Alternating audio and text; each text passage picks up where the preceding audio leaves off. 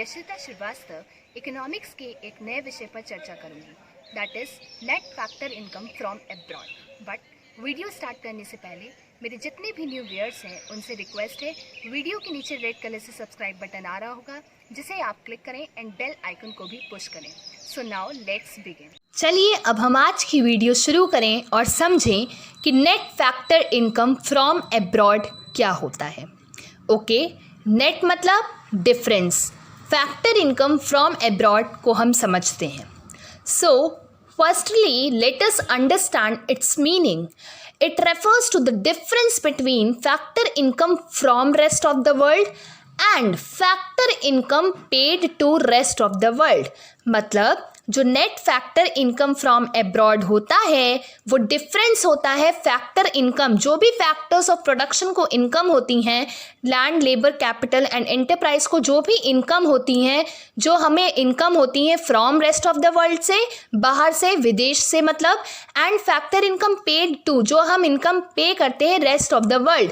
Rest of the world मतलब अपना देश नहीं, विदेश में जो हम इनकम पे कर रहे हैं। ओके, अब net factor income from abroad को समझने के लिए हमें दो कॉन्सेप्ट पे बहुत ही इंपॉर्टेंट ध्यान देना होगा कि आखिर ये factor income from abroad and factor income paid to abroad क्या होता है। Okay, so factor income from abroad, जो भी इनकम अर्न होती है नॉर्मल रेजिडेंट को। नॉर्मल रेजिडेंट कहाँ के नॉर्मल रेजिडेंट? अगर वो मान लो इंडिया को बिलोंग कर रहा है एंड वो इंडिया का नॉर्मल रेजिडेंट है, सो जो भी उसको इनकम अर्न हो रही है from rest of the world उसको हम कहते हैं फैक्टर इनकम फ्रॉम अब्रॉड। मान लीजिए इंडिया को कोई बंदा है, वो लंदन में रह रहा है, सो वो जो भी कमा रहा है वो नॉर्मल रेजिडेंट तो इंडिया का हुआ क्योंकि उसका इकोनॉमिक इंटरेस्ट इंडिया में लाई कर रहा है, बट वो जो भी अर्निंग कर रहा है एंड जो भी पैसा यहाँ पे भेज रहा है वो क्या होगा? फैक्टर इनकम फ्रॉम अब्रॉड, हमें पैसा मिल रहा है। ओके, अब हम देखते हैं factor income paid to abroad क्या होता है।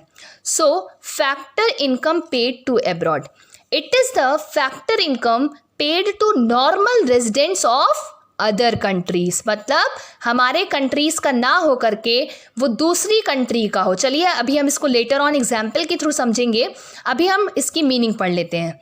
सो it is the factor income paid to normal resident of other countries that is non residents for their factor services within the domestic territory. For example, अगर कोई भी बंदा India का है and वो अमेरिका में जॉब कर रहा है तो वो नॉर्मल रेजिडेंट कहाँ का हुआ? वो तो अमेरिका का नॉर्मल रेजिडेंट हुआ। एंड अगर वो इंडिया में काम कर रहा है तो वो इंडिया में क्या कहलाएगा? Non resident. ओके, क्योंकि जो उसका इकोनॉमिक इंटरेस्ट है वो अमेरिका में लाई कर रहा है, ठीक है, तो वो इंडिया में नॉन रेजिडेंट कहलाएगा। एंड जो भी उसको इनकम होगी, जो भी वो पे करेगा अपनी कंट्री में, कमाएगा कहाँ पे? With in the domestic territory of India, but जो भी वो भेजेगा अमेरिका में उसी को हम कहते हैं factor income paid to abroad.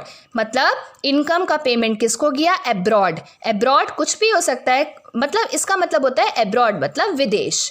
Okay, अपना देश ना होकर के विदेश में।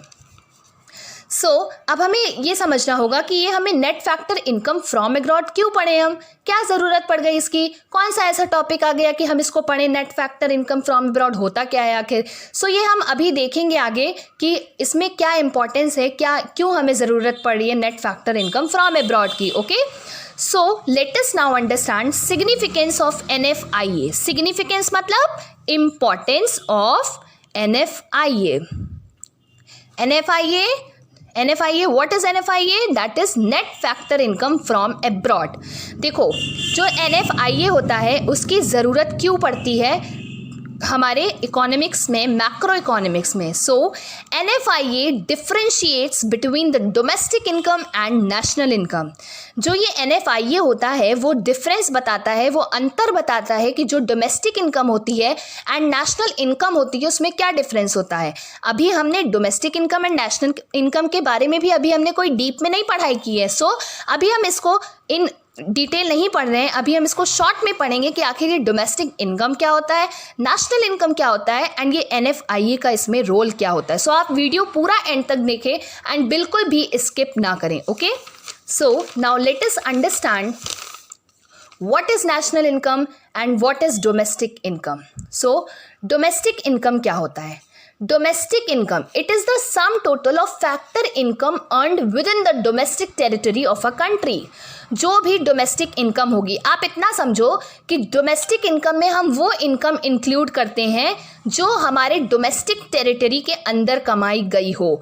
अब देखो, ये आप दो चीज़ें सोच रहे होगे कि भैया जो बंदा होगा, मान लो वो बंदा इंडिया का है एंड वो इंडिया में अर्निंग कर रहा है, तो वो डोमेस्टिक इनकम में इंक्लूड होगी। एंड मान लीजिए कोई विदेशी बंदा है, बाहर का बंदा है, लेकिन वो इंडिया में काम कर रहा है, तो वो कहाँ काम कर रहा है? With in the domestic territory of India, with in the political boundary of India. तो उसकी जो भी इनकम होगी उसको हम डोमेस्टिक टेरिटरी, डोमेस्टिक इनकम में इंक्लूड करते हैं।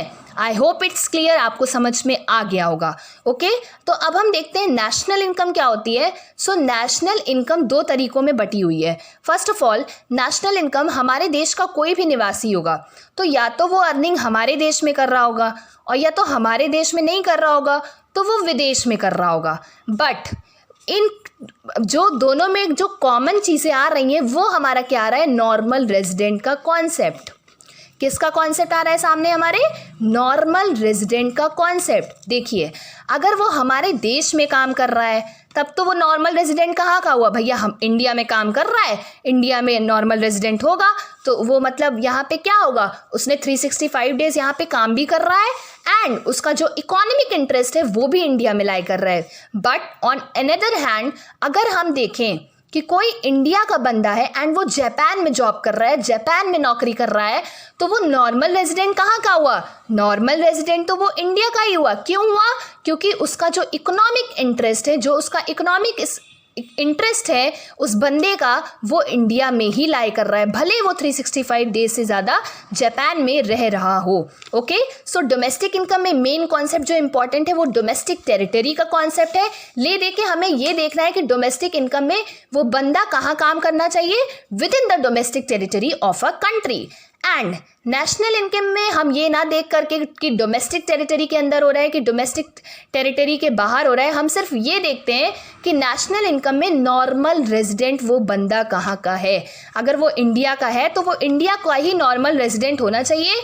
अब वो चाहे जहाँ काम करे, चाहे वो हमारे देश में काम करे और चाहे वो विदेश में काम करे, उसकी जो भी इनकम होगी वो हम नेशनल इनकम में इंक्लूड करेंगे। ओके, सो मुझे पूरा विश्वास है कि आपको ये समझ में आया होगा। अब हम देखते हैं कि भैया ये तो आपने बता दिया कि डोमेस्टिक इनकम क्या होती है, नेशनल इनकम क्या होती है, कॉन्सेप्ट भी क्लियर हो गया। लेकिन अब आप ये बताइए कि अगर मान लीजिए हमें डोमेस्टिक इनकम से नेशनल इनकम पता करनी हो तो हम क्या करें? भाई क्या करें? हमें तो मान लीजिए नेशनल इनकम नहीं पता है लेकिन हमें डोमेस्टिक इनकम ही दी गई है, तो हम क्या करते हैं? अब चलिए हम इसको पढ़ें। So conversion of domestic income into national income. National income का कन्वर्जन हम डोमेस्टिक इनकम में कैसे करें जब हमें डोमेस्टिक इनकम दी गई हो? So domestic income plus factor income from abroad. ये फैक्टर इनकम कौन सा हमें मिल रहा है एब्रॉड से? जो हमारी कंट्री के नॉर्मल रेजिडेंट हैं, वो जो बाहर काम कर रहे हैं, बाहर की इकोनॉमिक टेरिटरी में काम कर रहे हैं, जो भी उनको इनकम हो रही है वो उसको हम ऐड कर देंगे। किस में ऐड करेंगे? डोमेस्टिक इनकम में ऐड कर देंगे। ओके, एंड हम किसको घटा दें? भैया जो हमें पे करना पड़ रहा है। किसको पे करना पड़ रहा है? जो हमारे नॉन रेजिडेंट है, हमारे इंडिया को बिलोंग नहीं करते, मतलब वो नॉर्मल रेजिडेंट किसी और कंट्री के हैं एंड उनको जो हमें पेमेंट करना पड़ रहा है वो हमारा क्या होगा? Factor income paid to abroad. So now let us read. Due to contribution of non resident to production inside the economic territory. Within the domestic territory तो हो रहा है, हमारे देश के अंदर हो रहा है, बट ये जो बंदा है ये हमारे देश का नॉर्मल रेजिडेंट नहीं है। ओके, सो मुझे पूरा विश्वास है कि आपको ये कॉन्सेप्ट आया होगा समझ में कि conversion of domestic income into national income होता क्या है।